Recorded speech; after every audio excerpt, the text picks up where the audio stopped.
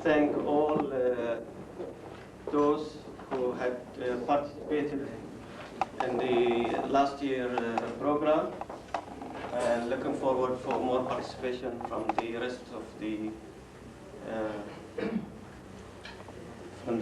staff.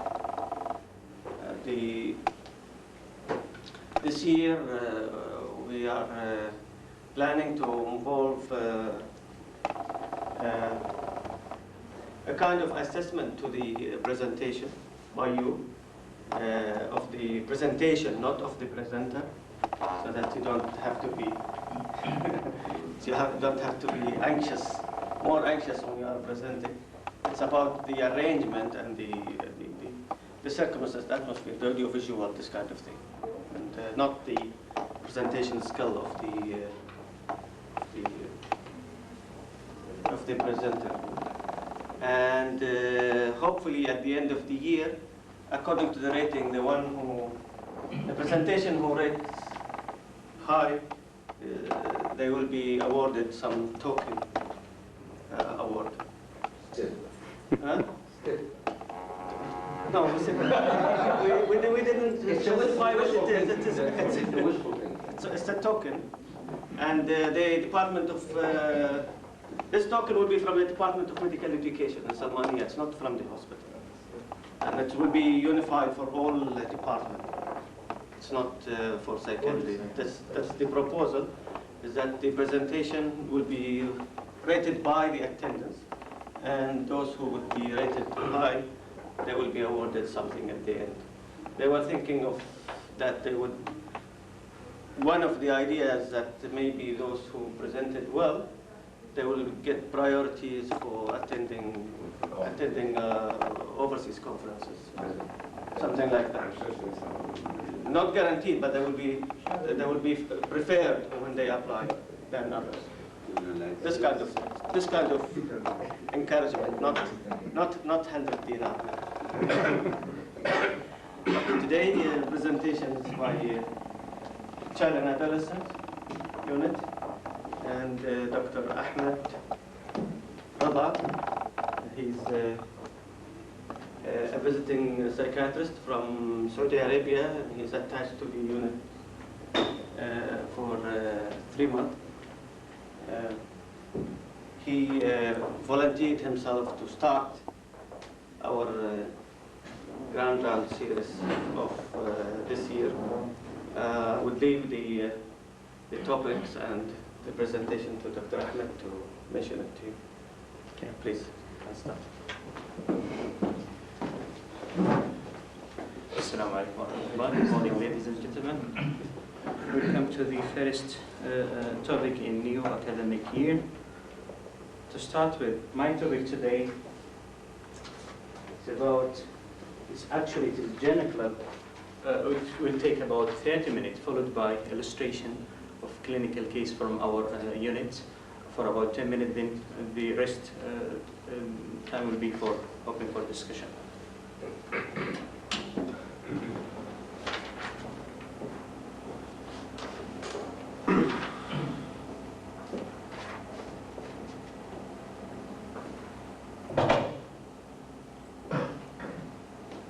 This is an article by the titled Attachment Theory, a Biological Basis for Psychotherapy by Jeremy Holmes from the British Journal of Psychiatry, October 1993, volume 163.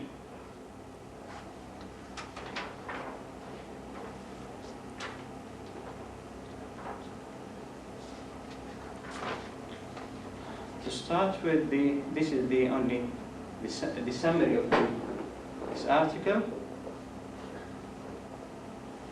John Bowlby bemoaned the separation between the biological and psychological approaches in psychiatry, and hoped that attachment theory, which brings together psychoanalysis and the science of pathology, would help bridge in the rift between them. Recent findings in the developmental psychology have delineated features of parent-infant interaction, especially responsiveness, attunement, and modulation of affect, which lead to either secure or insecure attachment. Similar principle can be applied to the relationship between psychotherapist and patient. the provision of a secure base, the emergence of a shared narrative autobiographical competence, the processing of affect, coping with loss. These are common to most effective psychotherapies and provide the basis for a new interpersonal paradigm within psychotherapy. Attachment theory suggests they rest on a sound ethological and hence biological foundation.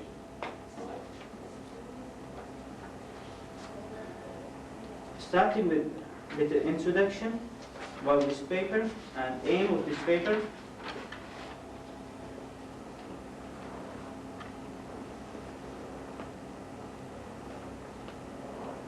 Attachment theory, brainchild of John Bowlby in the 1950s, continues more than 2 generations later to be a major paradigm for theory and experimentation in the developmental psychology.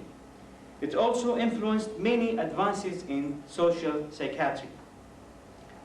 For Bowlby, the study of human interaction being no less biological than the biochemistry of cerebral amines. By the way, Bowlby has been described as one of the 3 or 4 known psychiatrists of the 20th century. The aim of this paper actually is twofold. First, by looking at the origin of the attachment theory in a historical context to try to understand the gulf which appeared between the Bowlby's ideas and those of post-war psychoanalysis. The second aim is based on recent finding of developmental psychology to suggest that attachment theory provides a bridge between biological and psychological with important implication for psychotherapeutic theory and practice. Then, just to have an idea about the Bowlby and how he started his career. He started his career as a naval cadet at Dartmouth. Then he transferred to Cambridge where he read medicine. Then he worked in a progressive school for maladjusted boys where he decided that he wanted to be child psychiatrist and psychoanalytic. In 1929, he started his clinical studies at University College London and began training as psychoanalytic candidate. One of his child psychoanalytic supervisors was Melanie Klein herself. The Psychoanalytic Society of the 30s and 40s was riven by split between mainly British Kleinians and the refugee analysts from Vienna. Bowlby, like all British psychoanalysts, was caught in this conflict. He soon found himself in disagreement with Kleinians over 2 main issues. Number one, the Kleinian school, they tend to neglect the role of environment in the origin of their patient difficulties, and this is not accepted by John Bowlby. Number two, he deplored the lack of scientific rigor within the psychoanalytic thoughts, which at this time tended to rely on dogma rather than on open inquiry. Then he worked mainly in the London Child Guidance Clinic, where he began to amass evidence for the role of the environment in neurosis and delinquency. In 1944, he became training secretary of the Psychoanalytic Society. During the war years, Bowlby worked in the War Office Selection Board with famous psychiatrists at that time, for example, Sutherland, Maine, Bayon. Immediately after the war, he became deputy director of the Tavistock Clinic. Bowlby's own research and his review of all world literature convinced him of the importance of the role of loss and separation in childhood as a precursor of a disturbance and neurosis in later life. It is not so much parental loss in itself that is pathogenic, but the disruption of care which accompanies the loss. He made a film with James Robertson showing the emotional impact of a brief parental separation on a 2-year-old girl when she was admitted to hospital, and after that he gets more publicity. Meanwhile, Klein had taken Freud's ideas of superego at that time as a prototypical of internal object, and developed the idea of an internal world populated by representation of important relationship in the life of the individual. The child carries with himself a good breast and bad breast, This is a known concept. Building on these ideas, the object relation theorists were beginning to move away from Freud's drive-based theory to a picture of mental life based on internalized relationship, which are then repeated in transference pattern in clinical practice in case of analytic psychotherapeutic approach. Balint in '64 postulated a primary cleansing between mother and infant independent of gratification of needs. Fairbairn in 1952 saw pleasure as signpost to the object, contrary to the Freud's belief.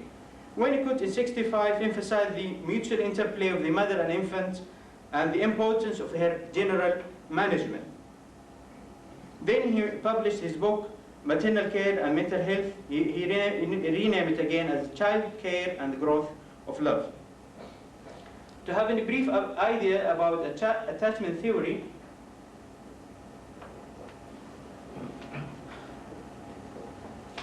it was suggested that mother-infant relationship not necessarily mediated by feeding.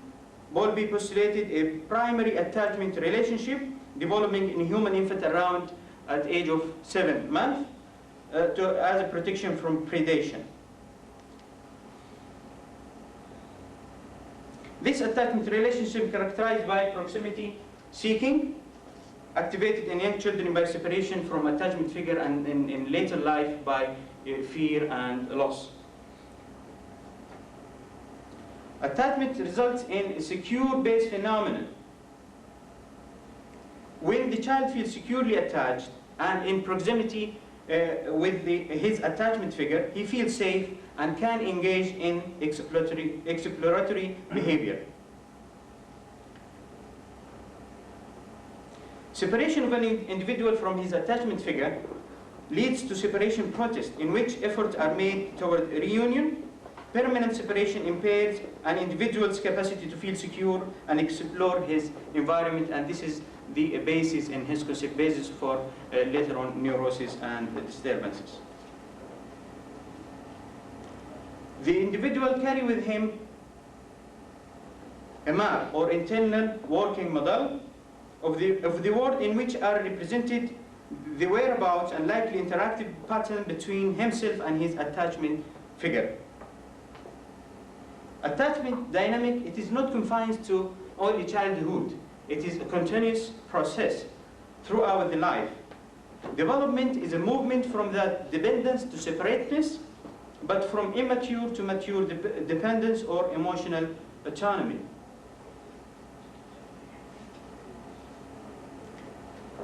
Then we move to another area, experimental implication of attachment theory. Bowlby's former Tavistock's colleagues and South devised the strange situation test, which is a reliable instrument for rating the security of 1-year-old attachment to the parents. It is only just making a separation. I mean, the parents with the child came to the clinic and then allow the parent to go out and leave the child for about 3 minutes, and this reaction of the child recorded by video and then rated according to the pattern the child behaved on separation, and then after the parents came again and reunion. 3 typical patterns have been described: secure child, insecure avoidant child, insecure ambivalent child. These 3 original patterns. In the first one, secure, the child tends to protest when parents disappears, and this continues on her return, but he is easily pacified and soon retained to exploratory play. And this constitutes about 65% of the cases. Insecure avoidant child does not protest much on separation, but on the parents retain, hovers warily nearby, unable to play freely. And this category constitutes about 20%. Insecure ambivalent child protests but cannot be pacified by the retaining adult, clinging to his retaining parent, burying his head in her lap, and pushing away proffered toys. And this constitutes about 15%. Recently, a small 4th category was added, which is insecure disorganized child, and seems to constitute about 4%. This child seemed to freeze on separation and seemed unable to sustain any organized pattern of behavior. Many studies done on this field, and the reciprocal relationship and interaction between child and mother was also studied. They found that mothers of the secure child are more responsive, attuned, and engage more in playful interaction. And parents of the second category, which is insecure avoidant child, are more functional in their parenting, efficient in their feeding and cleaning routines, but tending to brush aside the child's cues for attention and holding. Parents of the ambivalent children are inconsistent in their behavior. Parents of disorganized type have major parental failure, for example, physical abuse or gross neglect. Several longitudinal studies have followed the progress of children classified according to these tests, and they've found the same patterns later on at the school entry and later in early adolescence also. Some of the studies continues up to 10 years. They found stability of attachment pattern over time. Not only that, given a picture completion task, securely attached children are able to find ways to resolve difficulty and produce happy ending to unhappy situation, unlike insecure children. Similar finding emerged within 10-year-olds when they are asked to give an autobiographical account of themselves. They show more self-awareness and ability to focus on their own thought process, which is called as metacognitive monitoring, which means ability to think about thinking. Recently, in 1990, a man has devised an instrument, adult attachment interview.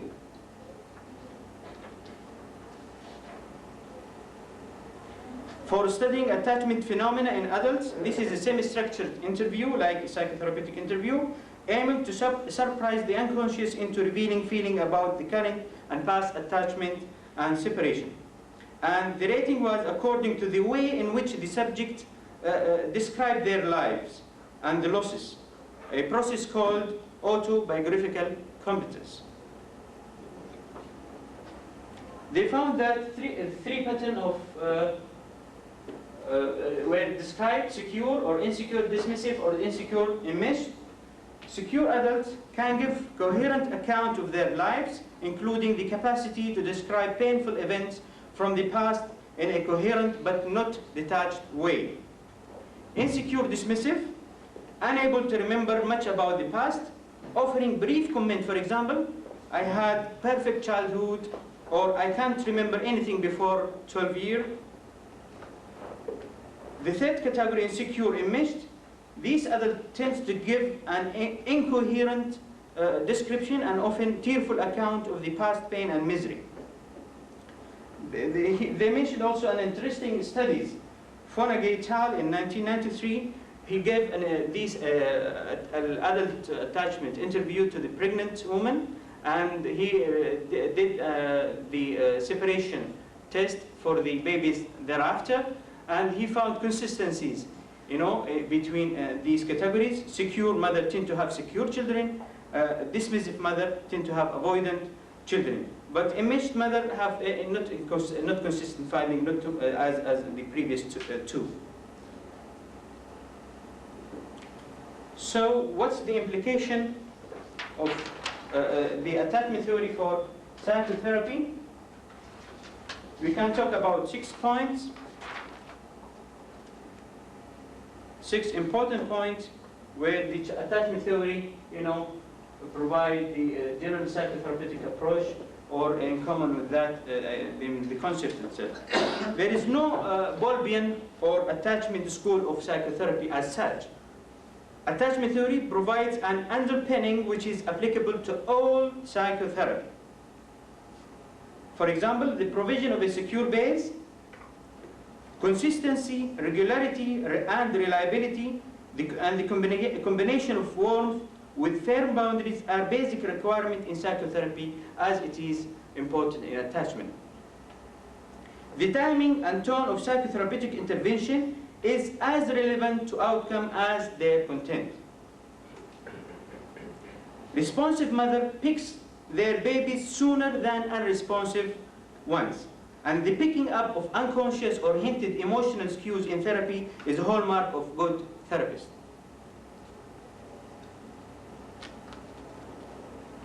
The emergence of a shared narrative in therapy, also important point.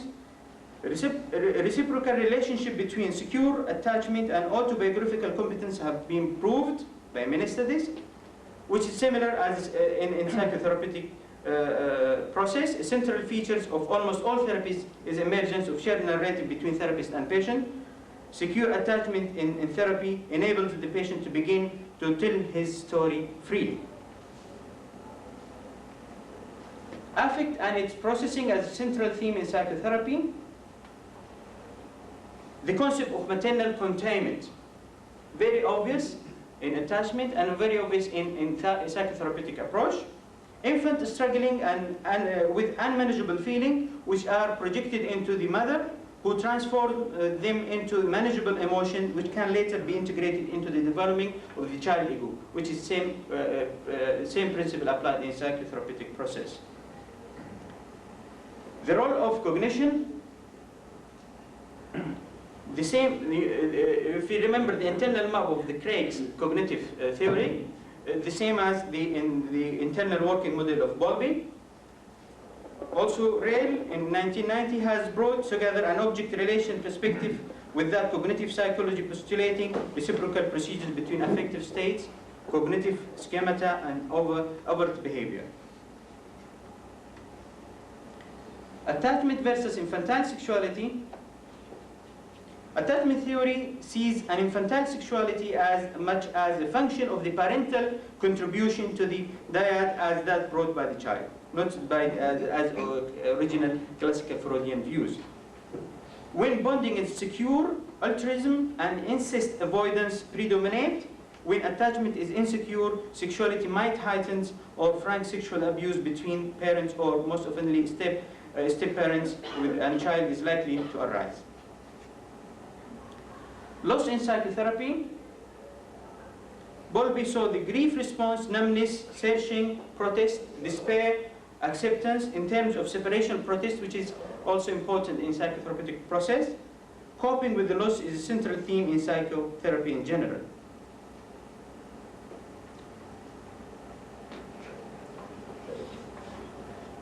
Attachment theory and spectrum of psychotherapy. To start with analytic psychotherapy, Fonogai in 1991 sees borderline patient as lacking reflexive self-function or the capacity for metacognitive monitoring, which is one of the hallmarks of secure attachment in later life as described in the attachment theory. Patrick et al., 1992, adult attachment interview, they gave this interview to the borderline patient and depressive patients. All borderline patients have enmeshed and disorganized narrative pattern. Many studies prove that environmental trauma plays a central role in the genesis of the severe emotional difficulties.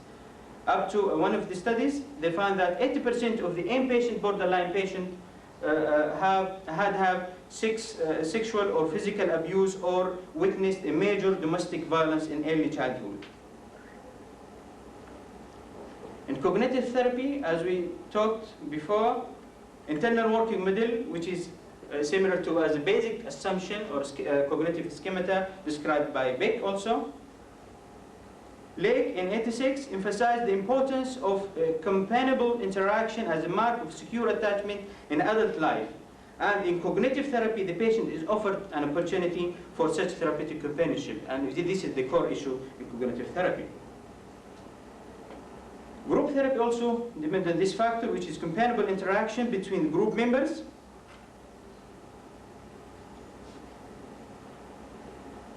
And also group matrix provide a secure base for the other group members. In family therapy, Between attachment and loss, there is separation. Bing Hall in 1985 and 1991 emphasized and talked about the concept of distance regulation. Symptomatic child act as a buffer between parents who can neither achieve intimacy nor be comfortably apart. So as a mediator. And also another concept, family transcripts its pattern via family scripts, which is similar concept to the internal working model, but here this is held in common by the whole family rather than an individual. Coming to conclusion,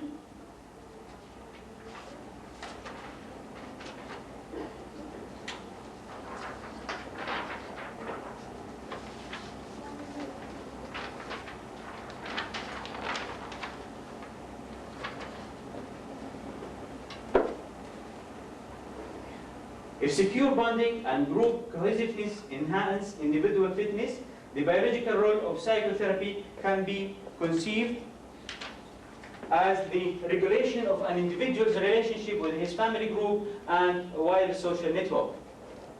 The history of an attachment theory shows how the combination of the Bowlby's perhaps somewhat avoided personality with an unresponsive institution led to a divorce between biological and psychological perspective in psychotherapy, undermining the Freud's original hope for truly scientific psychology. An emerging openness within psychoanalysis, together with new finding in developmental psychology, suggests the possibility of a rapprochement between these differing perspectives and a healing of the Klein-Bowlby split, which began in the 40s.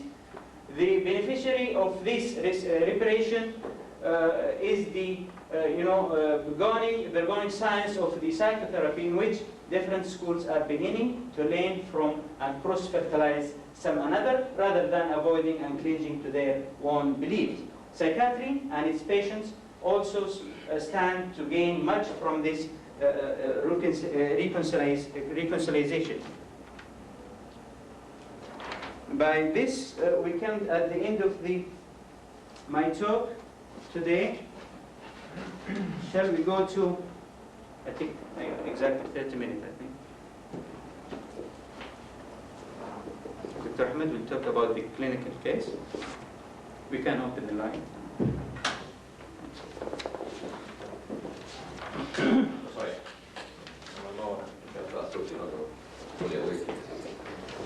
This is a clinical example of the topic we talked about today. We have this patient admitted on Saturday in discharge yesterday. Fatma Hassan Muhammad Hassan, a 9-year-old girl from 4th grade pupil from middle socioeconomic classes, living with her family in Muharrar, brought by her mother with presenting complaint of frequent nausea, vomiting, and abdominal pain for about 1 week. This child was attending school smoothly from the start, and she was getting excellent mark in all subjects. For more than 1.5 years, she started to have nausea, vomiting, abdominal pain at the morning of school days. She was in the same class, same school, with the same classmates and teachers, living in the same home and environment, but was teased and frightened by other children by stories about jinn and possessions at that time, at the start of her complaint. From that time, she got afraid and crying when going to sleep, and more clenched and clinging to her mother. Her symptoms increased over the time, increased in severity and duration. It includes nights, also includes nights before going to school, or just anticipation of school days. And it comes about bouts of 3 to 7 days, and these bouts are recurring every 1 or 2 months, but mainly at the start of school days. During the vacation, she had one attack. On more inquiry, that attack also, she was attending Madeleine's school, and that came at going to that school also. She was investigated in Al Salmania, an American Mission Hospital, and BDF Hospital, including main investigations, including abdominal ultrasound and barium meal. No organic cause was detected. No history of seizure disorder, nocturnal enuresis, or any alteration in consciousness. She is doing excellent at school, have good relationship with classmates and teachers, and interacting with other children and like to play with them. She have normal appetite and good sleep apart in normal days. She is anxious about her symptoms and want to get rid of it. Currently, and with the start of school, symptoms reappeared and she is reluctant to attend school and having a severe distress and fear of leaving home and complain of abdominal pain. But the mother mentioned something strange when she mentioned that when she's complaining of abdominal pain, she is not, having the normal reflexive way of complaining of abdominal pain, putting hand on the, no, so just complaining of abdominal pain without any associated normal movement. Vomiting to the extent of she reached dehydration and went to the accident and emergency and received intravenous fluid. Then she came to us next day. And reviewing personal and social history, nothing relevant. We can say no history of neurotic traits, no history of separation from the parents in early childhood. Past psychiatric history, she's following our clinic from 95. Past medical irrelevant. She was admitted because of the same problem they were suspecting Alzheimer's disease patients. The training was performed and conducted by patient spouses for about 8 months, assessment done before, 4 months after, and at the end, results showed that the training group showed no variation in performance across time, whereas matched control group exhibited a pronounced decline in performance across time. So there is no decline, no deterioration in the patients examined, but in the control group there is obvious decline. So this is positive and encouraging result. In a study done by Camp and colleagues, he investigated the effect of space retrieval. Space retrieval, which is the same as expanded rehearsal. This is one of the techniques used it is useful and used in patients with memory problem. Just to have an idea, the expanded retrieval and space retrieval, it is learning one item at a time. On each trial, the retrieval period is adjusted according to whether the item was successfully recalled on the preceding trial. If it was, it is doubled. If it's not, it is halved. So just continuing on these principles, till the patients acquire and can memorize the items given and important for in his life. He investigated the effect of this space retrieval on Alzheimer's disease patients' ability to maintain face, name, and object location association in memory. The results showed most of the patients examined demonstrate quite impressive increases in the time during which association can be maintained in memory after training. This is in contrast to non-existent gains when using imaginary technique, which is a usual ordinary technique in Alzheimer's disease patients. So, using a spaced retrieval or expanded rehearsal have a better outcome and positive result in comparing to the traditional way of remembering.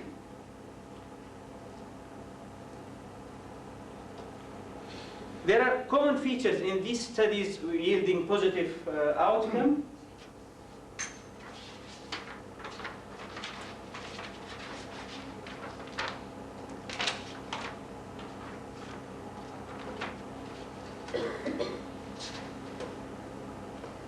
These common features in the recent studies of memory training approaches yielding positive finding in Alzheimer's disease. The training is based on skills that are relatively well preserved in Alzheimer's disease patients rather than on skills that are grossly impaired. The training programs are fairly extensive. Caregivers are involved in the training. The retrieval process is strongly supported.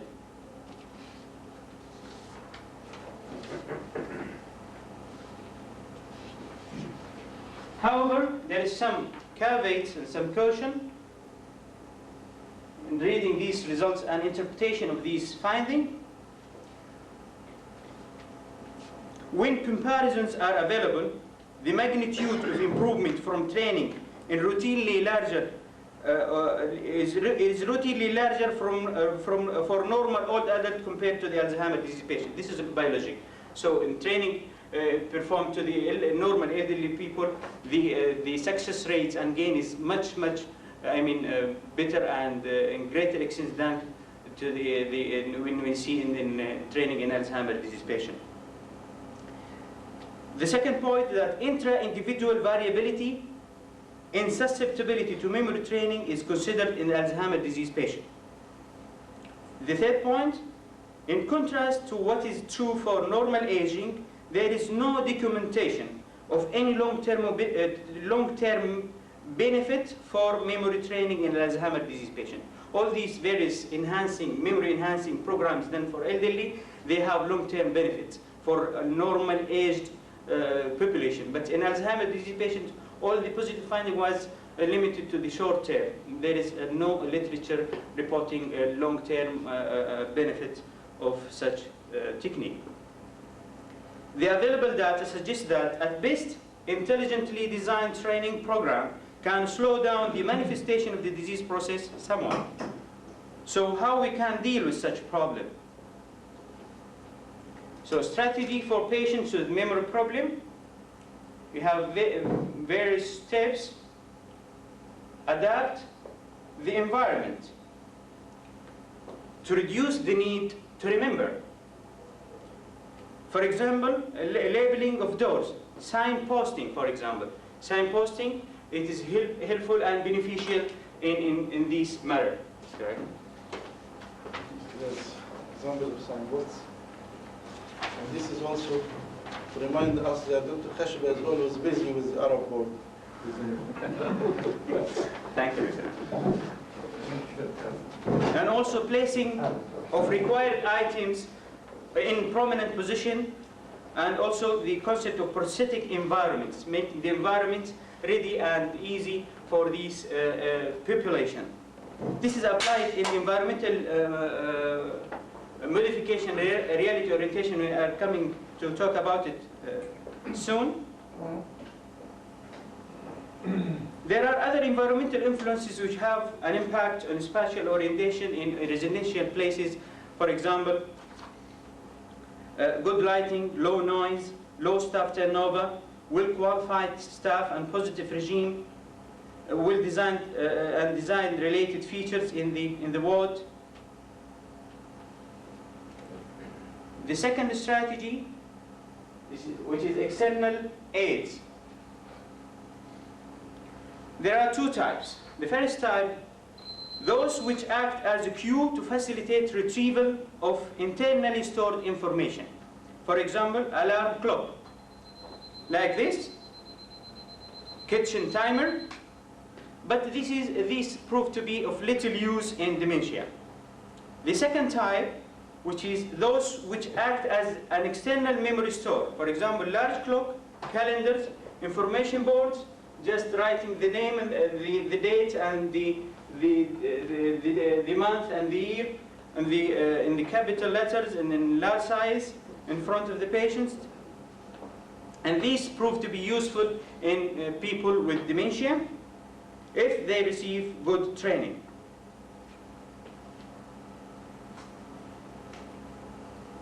Borges has described the use of prosthetic memory aids to enhance conversational skill in people with dementia.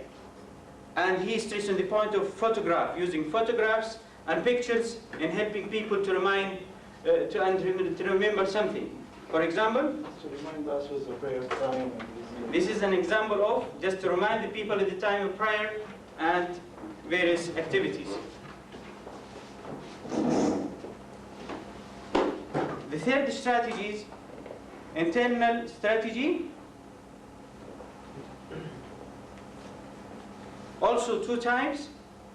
The first one, those which people use naturally, for example, clustering of items to be recalled, or recalling the most recent item first. And the second type, which is more artificial strategies, use of various mnemonics, مساعدات للذاكرة. For example, method of loci, just to make association. You are going from your home, there is something at the right hand, and there is something at the left hand. At the 10 there is landmark.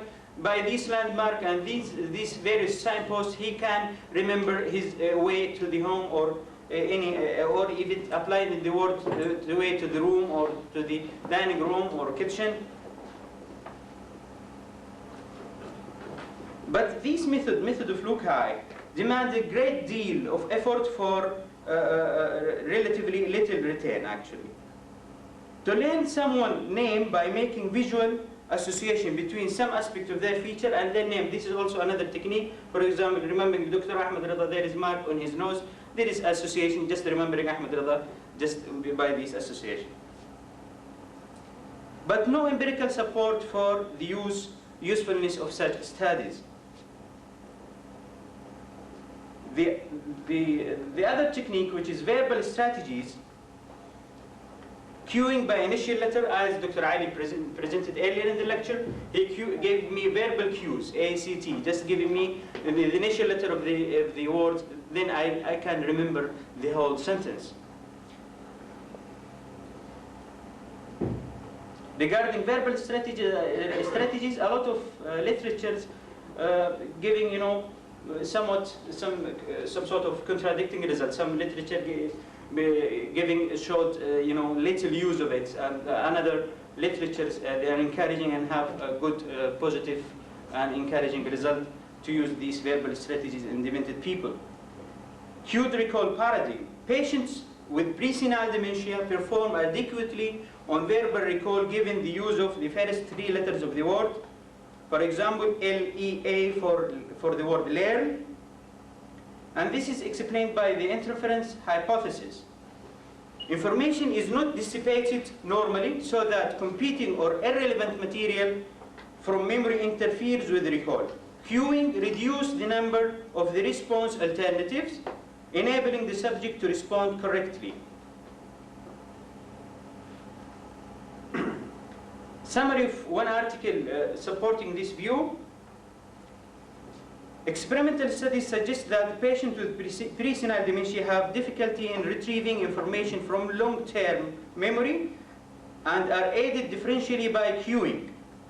The present study demonstrates through a comparison of cued and recognition recall, comparison between using cue and verbal cues and traditional recognition recall without cues. That this suggests that also it is useful and applied not only to this case, also to mild and moderately demented people. So it is useful also in this category of patient. The next strategy, which is rehearsal and repeated practice. We mentioned expanded rehearsal before. Although learning ability is extremely limited in demented people, there is some potential for new material to be learned. When information is adequately registered, the rate of forgetting after the first 10 minutes or so may be virtually normal. This is proved by study. Bachmann concludes that the persons with dementia will need greater number of learning trials with fewer items at a time. They will require more guidance in coding the material in addition to more cues to aid retrieval. The effort required is great compared to the gain obtained. Going to the next strategy, which is reality orientation program. You have 2 types of reality orientation, either 24-hour reality orientation or informal reality orientation technique, and reality orientation session or classroom reality orientation.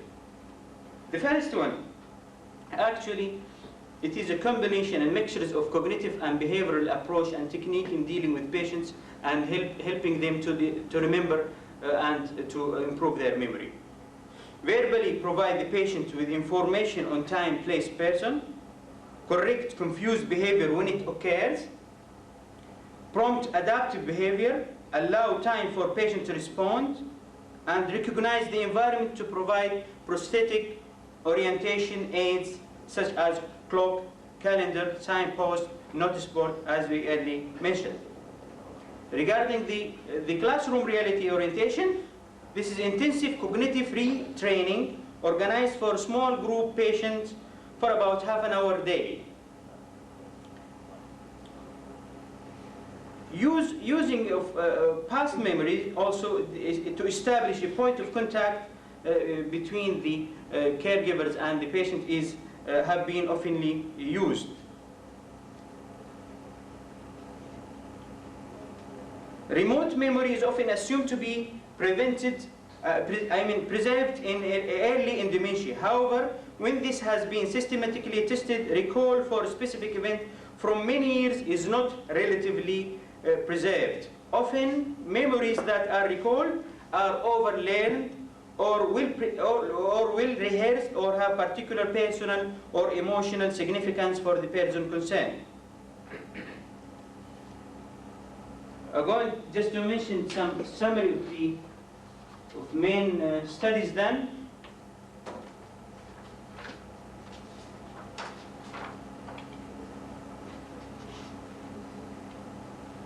This is the use of signposts and active training to modify word disorientation in elderly patients. 2 approaches to management of word disorientation in moderately gravely demented elderly female were tested separately and in combination on 8 single cases in long-stay psychogeriatric ward.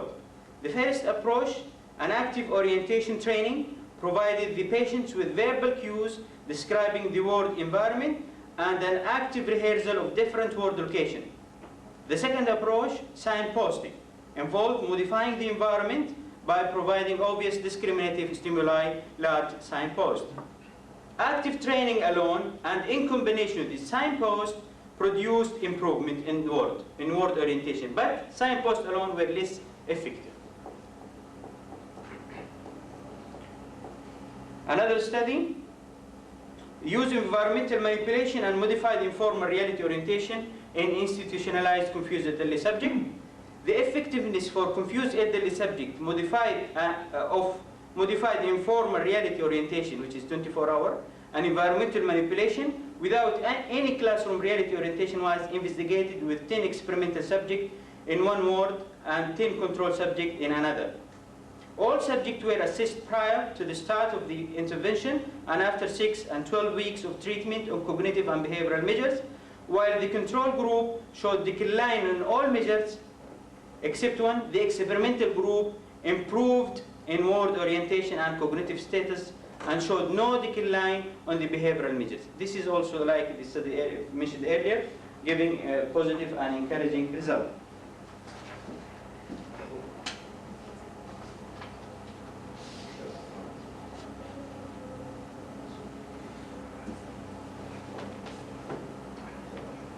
Then coming to the 6th strategy, which is reminiscence therapy, using photograph, music, songs.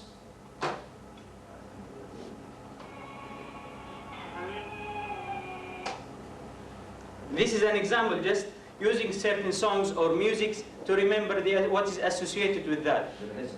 Reminiscence therapy. So when I hear this song, for example, I remember the good time I spent with my brother in Bahrain in 1996. Or the bad time. كنت فين انت؟ So these items from the past are used to stimulate a variety of personal memories. To enhance the communication in enjoyable activity, adopting a life history autobiographical approach with a person with dementia considered as a powerful prosthetic aid and giving a sense of continuity to the person's life and achieving more view of the whole persons from the past to the present. What is the approach? What is the psychological approach to these category of patients?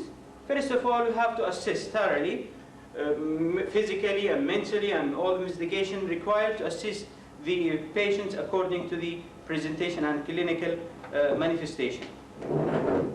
Then using the person's strengths. Here we're coming just to mention the various types of memory: episodic memory, semantic, and implicit memory.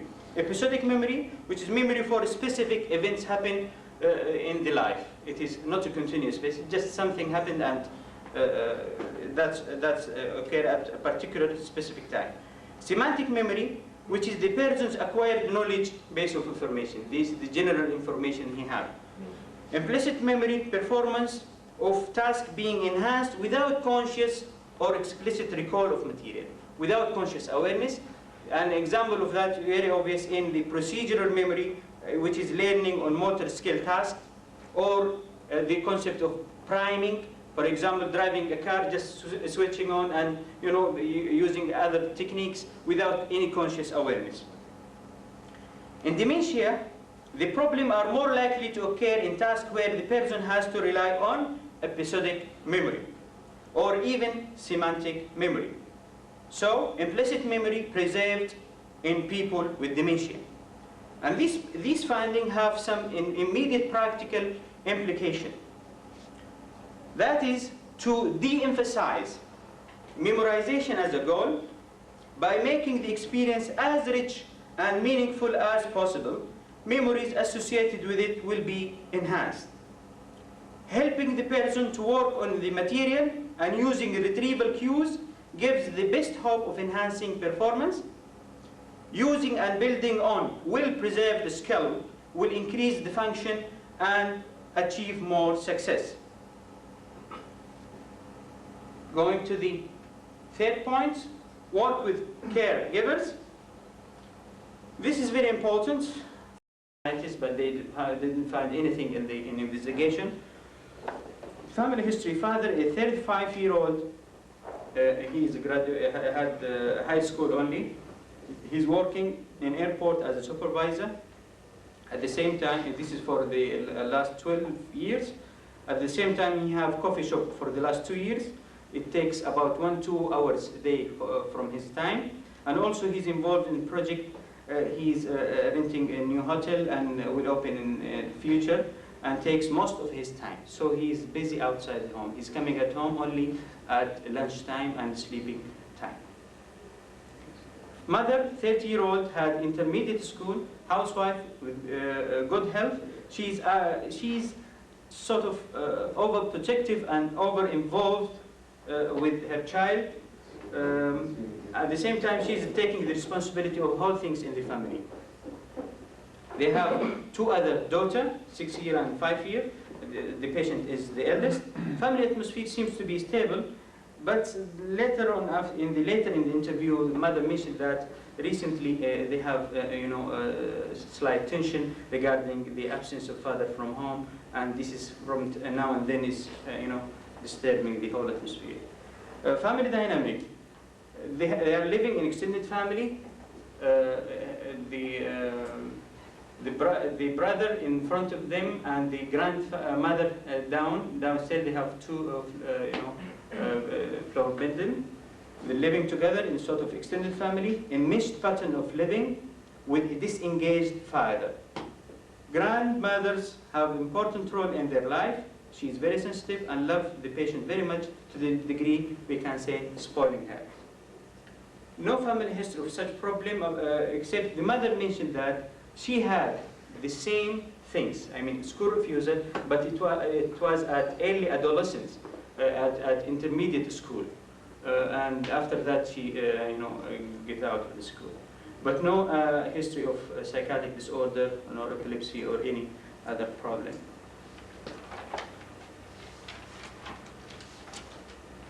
I don't know regarding the previous presentation if Dr. Ahmed can tell us about the presentation when she tended to come in severe anxiety. So at the time they were thinking about even panic or generalized anxiety disorder at that time. Yes, here started the focus on the school. In the beginning of the school, she will be, as Dr. Ahmed described, abdominal pain and vomiting in the morning, paler, all sign of anxiety, and that will last a few days or 1 week, and then it will subside slowly. But as time progressed, it became worse. The child, one thing that in the history of child, which is also important, that this child finds difficulty separating from the mother, not only in the school, but also when they visit family or they visit friends. When mother wants to go out, the child has to accompany her. If she is invited to a birthday party with young children, mother has to go and stay with the child the whole time they are there. But for the mother, it's natural, and that's the way it should be. The mother did not notice that this is something that she should gradually decrease and withdraw. No, she thinks that that's the natural thing, that the other mothers are not doing their job, are not attending with girls, or not taking their girls with them when they visit friends. The mother had a similar problem in the school. She had daily also abdominal pain, not that much of vomiting, but every day when she goes to school, she got abdominal pain till she was in the grade 5, and she quit school. And when she quit school, she recognized that all the symptoms disappeared. Only when she quit school, then she realized that it's from school, it's not from something that she was thinking that maybe she had a problem in her stomach. Later on, the fears seem to be generalized to other situations, not just to the school. And it happens on weekends, and also it would happen in summer holiday.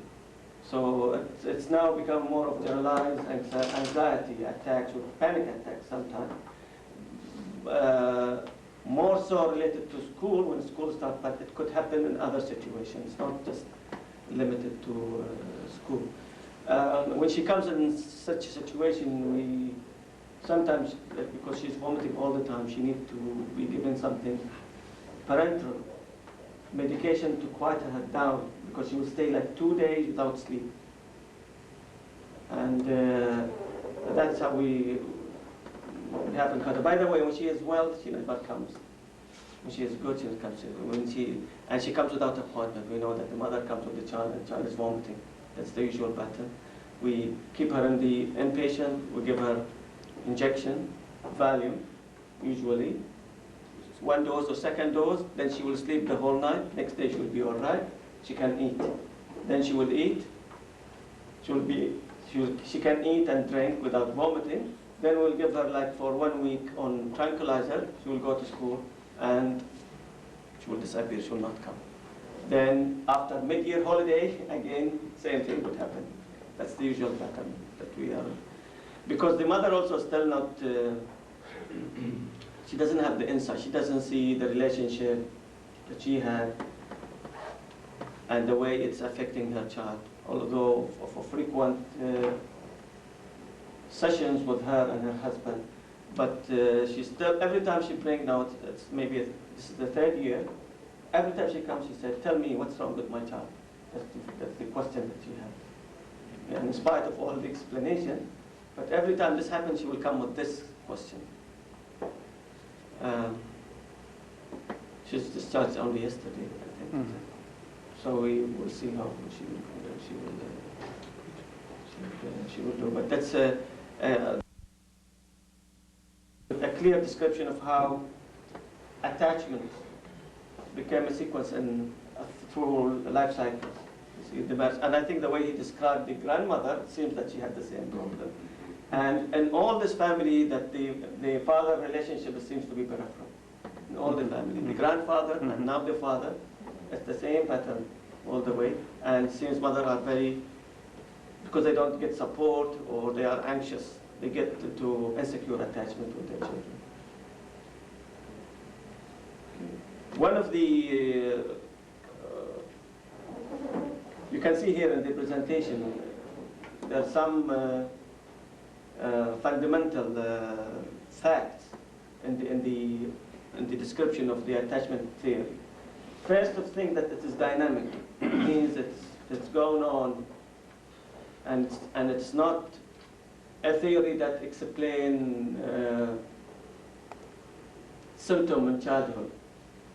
It's a theory of development from day 1 tell the next generation. So it's a dynamic process compared with some other theories which try to explain the development in the first 3 years or 5 years, or theories explain developmental change during adolescence. But this one, it has an implication all over. It's also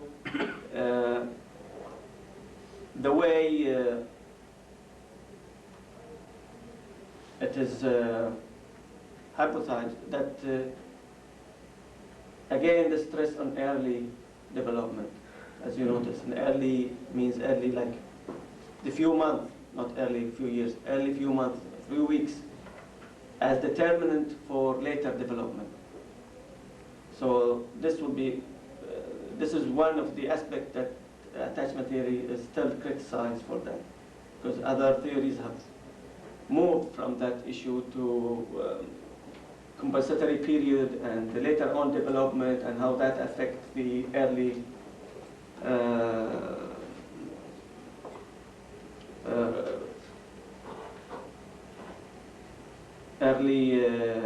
damage that can occur. But with this theory, it seems even now, with the trying to involve the theory in the practice of psychotherapy, it's included there in the general guideline of doing psychotherapy, like formation of therapeutic relationships, formation of secure base. But they did not mention anything about the healing process and whether that would help in the healing process.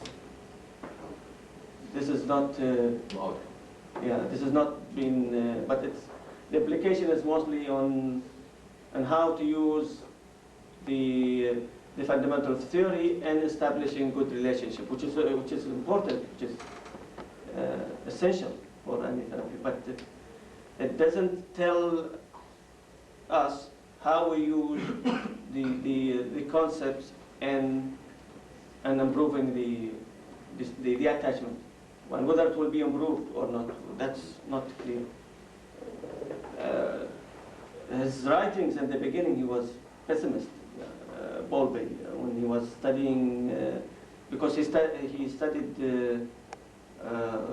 children in orphan houses and those being left during the Second World War, and they were these children had been grossly neglected and they were quite damaged. Also, the atmosphere of the orphans were quite bad, that these children did not get any compensatory roles from the caretakers. So his ideas, which was adopted by the United Nations, were very pessimistic, that the damage is done, that you cannot do anything about it, and he was calling for prevention in a way that this event should not be allowed to happen again. Because whatever you do, you are not going to achieve anything.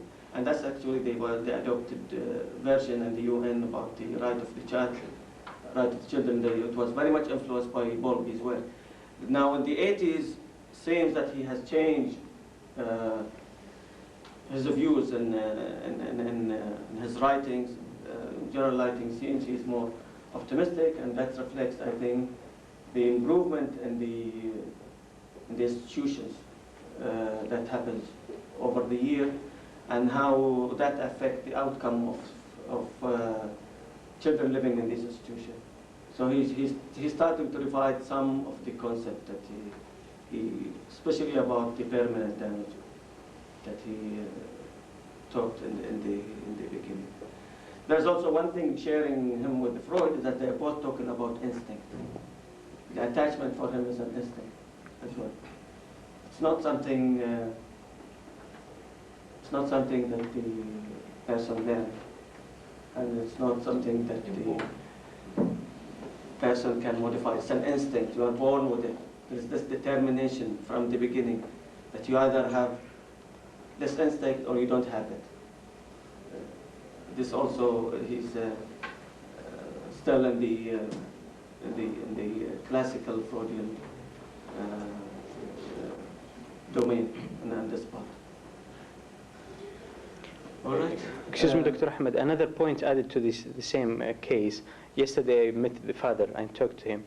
Previously, mother was denying they went to any traditional healer or something like that. But the father mentioned yesterday, because they seek many medical advice, many hospitals, they didn't find any organic causes.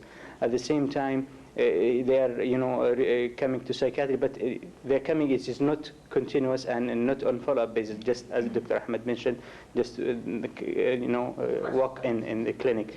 They are thinking about an evil eye, putrid or something like that, and they went to many traditional healers. They give holy water and oil. And that, aggravates the anxiety of child. Why I am like this? Why my water is different from others' waters? Why my things is different? So she get more anxious about these things. This is lately. I think it is more culturally accepted to talk about jinn and and it is and their culture. Everybody believes in that. And for the girl to say that she is afraid from jinni or from ashbah is more acceptable than to say that. She wants to stay with mommy, doesn't want to go. She's afraid that something happened to her. That's not acceptable at her age to say something like that, but it's more acceptable to say that she's afraid. And for them, it's also it's a more comforting thing, because this is something not in her hands, and they can do something about it. They can go to Mutawwa, they can go to other. So they are. They are favoring that idea as well, the family. So they are going from one place to another, and that's all right. This is the culture. Any other comment and questions from Dr. Amna? First, thank you very much for this nice presentation. I have two questions. First, it is clear that the relation between this child and the mother is insecure. And you have mentioned that there are different types of insecure child, avoidant, ambivalent, disorganized, and so on. So first of all, in which category we can label this child in this case presentation? Second question, you have mentioned different types of psychotherapy or modalities. So which one is you think better for this child or in this case? That's all. Thank you. Okay.